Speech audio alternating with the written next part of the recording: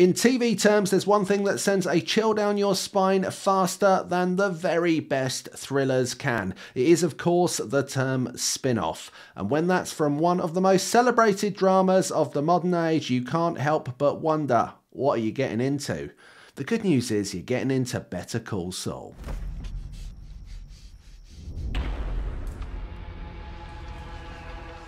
All right. The next words out of your mouth ought to be the truth. Who are you? Hi there, Tim from Screen OD here. I hope you are having a great day and thanks so much for tuning in. We aim to make your day even better as we talk about Better Call Saul, the Breaking Bad spin-off that has taken the streaming world by storm. It's coming to an end very soon, but this video is all about why you should watch the show from the very beginning. Now, before we get started, let's talk about the channel. If you like TV and movies, please think about subscribing to Screen OD. And if you like this video, why not hit that like button and share the recommendations with other like-minded people across the internet. Right, that's enough adverts from me. What's this Better Call Saul all about? Now, if for some reason you haven't seen Breaking Bad, you should just go and watch that before we do anything else, because in my opinion, it's one of the great dramas of the last few decades. If you want a little recap, it's about Walter White, who's played by Bryan Cranston, who is a high school chemistry teacher who is diagnosed with terminal cancer.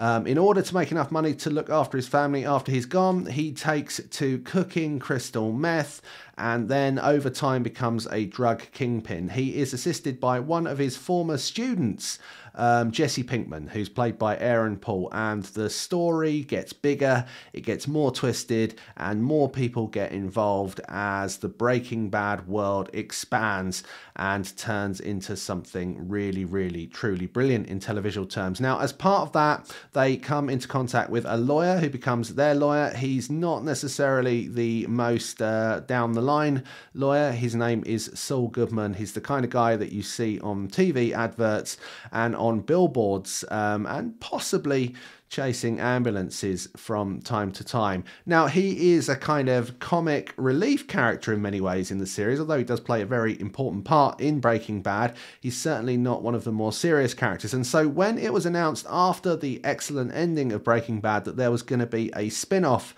to the show, to have Saul Goodman as your main character seemed a little bit strange. And I think a lot of people were a little bit worried that this might be something that was kind of too humorous and maybe didn't quite have the grit and the feel that Breaking Bad has in its dusky Albuquerque world. Well, everyone was wrong, luckily, because Better Call Saul is one of the great slow burn dramas of our time. This is the story of Jimmy McGill, who will at times call himself Saul Goodman in the future, hence the title. I know it's a bit confusing. He's played by Bob Odenkirk, and Jimmy's story is that he is the brother of someone who is incredibly successful in the law. And although his health is now failing, Chuck, his brother, is a partner in a big firm, and he will always be seen as his less successful and at times quite dodgy brother. And this is Jimmy's story. He is trying to find his way in the world. He is always trying to do things that make him successful. However, things don't always go his way, which means that over time we see his relationship with his brother fray, but we also see his legal practice and his kind of way of doing things become more and more dubious, and he gets mixed up with worse and worse people, which means by the time we see him in the events of Breaking Bad, he's very much mixed up with the cartel and gets mixed up with people like Heisenberg himself, Walter White. But this is his origin story, and this is a journey that we go on with him. Jimmy spends a lot of time with Kim Wexler, played by Rhea Seehorn, who is a character who is quite the opposite of Jimmy in many ways, especially in legal terms. She does things by the book. She's working in the big legal firms and she's working long hours and climbing the greasy pole. She's not trying to find shortcuts, and therefore the relationship between him and her at times seems quite an odd one, but it's one that starts to intertwine, and you see both their personal and their work lives start start to fuse together, which causes at times friction, but also makes you question all sorts of different things about what's wrong, what's right, and how do you get on in life. Michael McKean plays Jimmy's brother Chuck with absolute aplomb, and the relationship between the two of them becomes more and more complex as the show continues, and that is really at the heart of a lot of what's going on here, is Jimmy's need for approval from his brother, but you fear it's never going to come. Now, another really important character in the show is Mike, who's played by the excellent Jonathan Banks. Now, Mike is the person who is the link, essentially, between, in the initial phases, the cartels and the drugs, and Gus Fring, who owns the chicken shops and is importing drugs into the area, who's that link between that and Jimmy. He works with Jimmy in different capacities, and it's his story that starts to drag Jimmy away from that kind of straight and narrow line that he tries to get on several cases throughout the show, and ends up with him back involved in the much more dubious stuff that is going to risk his life, but is also going to give him quick returns, which is something that he is very keen on. Now, the story of Better Call Saul is one that plays out at a very slow pace, which isn't necessarily something that suits everyone, and isn't necessarily something that is always a good thing in a TV show. It can become boring if things don't happen.